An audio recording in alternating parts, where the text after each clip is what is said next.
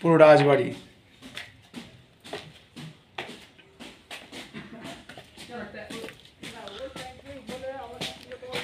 রাজবাড়ির ছাদে ভগ্নপ্রায় অবস্থা।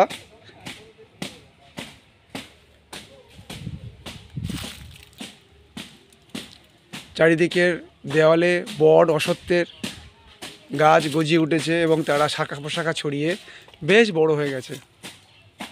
এই যে আমাদের অভিষেক বাবু, রাজবাড়ির সঙ্গে তার রক্তের সম্পর্ক আছে একটা।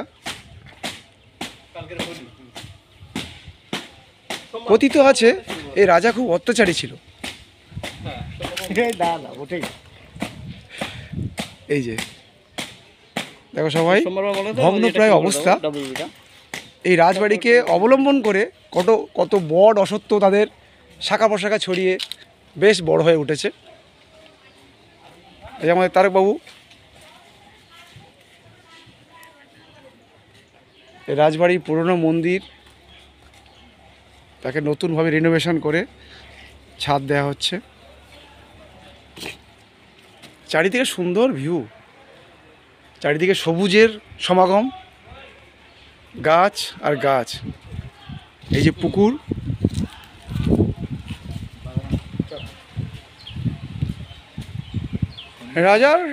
রাজা এখনও জীবিত নেই, কিন্তু প্রতিটা ইট কাঠ পাথর বলে দিচ্ছে যে রাজা একসময় এখানেই রাজত্ব করেছে। রাজার নাম কি আমার যদিও জানা নেই, যদি অভিষেকবাবু সহযোগিতা করে তা বলতে পারি।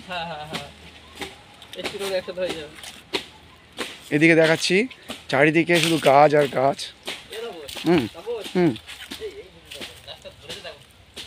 চারিদিকে এই দেখো পিছনে নিচে নিচে অস্তিত্ব। ও এটা হচ্ছে বিপদপ্রবণ এলাকা, যে কোনো মুহূর্তে ছাদ ধসে যেতে পারে, তাই আর থাকা যাবে না এখানে।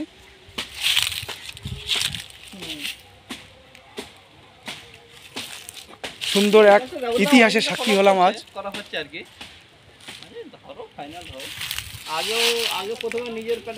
চলো আবার অন্য নতুন কিছু দেখতে পেলে আবার দেখাবো।